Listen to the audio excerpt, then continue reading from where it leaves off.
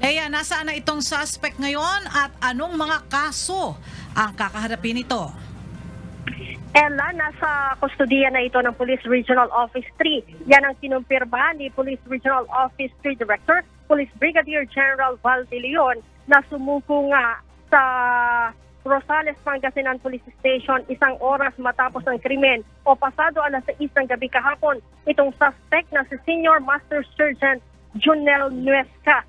Ayon kay General de Leon, na i-turn over na nga sa kanila ng Rosales Police si Nuesca, kung saan isinurrender din ito ang kanyang service firearm na ginamit sa pamaril. Ayaw pa aniya magsalita ni Nuesca hinggil sa insidente, ngunit base aniya sa kwento ng Rosales Chief of Police, nagsisisi si Nuesca sa nagawang pamamaril.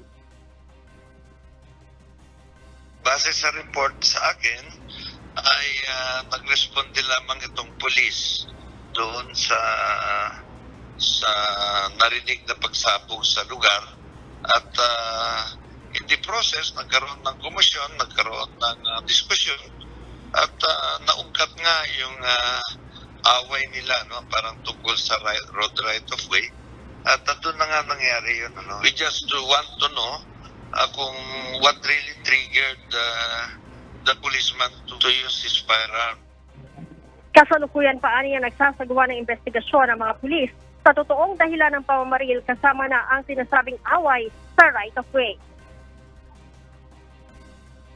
Ngayon, ang Paniki Police Station is preparing the corresponding case laban sa suspect at patuloy pa rin iniimbestigahan ng ugat ng pangyayaring ito.